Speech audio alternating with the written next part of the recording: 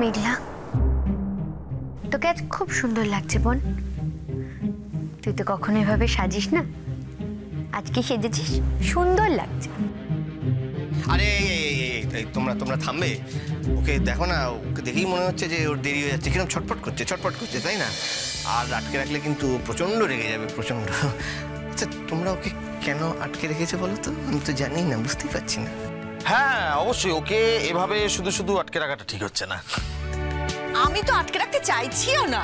হ্যাঁ মেঘলা, অনেক হয়েছে, এবার আয়। কোথায়? আয় না। Happy birthday to you, happy birthday to you, happy birthday dear Meghla, happy birthday to you.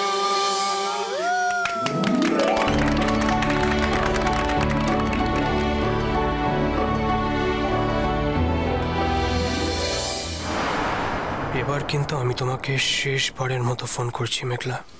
এবারেও তুমি যদি ফোনটা না ধরো তাহলে আমি সত্যি সত্যি এখান থেকে উঠে চলে যাব। আজকে সন্ধ্যেটা এইভাবে নষ্ট করে দিও না মেঘলা। অনেক কষ্ট করে, যত্ন করে, প্ল্যান করে আজকে সন্ধ্যেটা আমি সাজিয়েছি। তোমার জন্মদিনের প্রত্যেকটা মুহূর্ত নিজের হাতে করে করেছি মেঘলা। এই দিনটা তোমার কাছে হয়তো কোনো মূল্য নেই, কিন্তু আমার কাছে আছে। আর সেটা তোমাকে বোঝানোর জন্যই আজকের এই সব প্ল্যান। এই সন্ধ্যেটা আমি শুধুমাত্র তোমার সঙ্গে কাটাতে চেয়েছি মেঘলা। এই মুহূর্তগুলোয় আমি তোমাকে আর কারোর সঙ্গে শেয়ার করতে চাইনি। চন্দনবাবু, আসি ম্যাডাম। বলছি তাহলে ওইরকম কথাই রইলো, আমি কাল সকালবেলা জানাবো উনি কেমন আছেন পজিটিভলি। হ্যাঁ আসছি। আচ্ছা, নমস্কার। হ্যাঁ,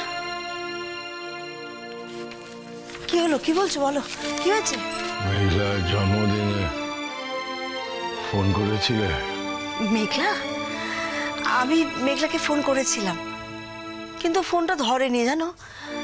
আসলে মেয়েও তো তোমারই মতো, ও একদিকে থাকে, ওর ফোন আর একদিকে থাকে।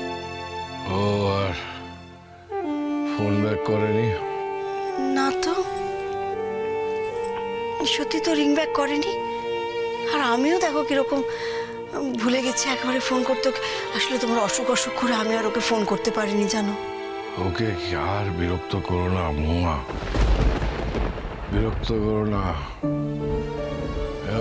একটা জায়গায় গেছে, সেখানে গিয়ে ওকে মন বসাতে হবে। তুমি যদি এরকম বারবার করে ওকে ফোন করে বিরক্ত করো, তাহলে কি করে হবে? বিরক্ত করো না।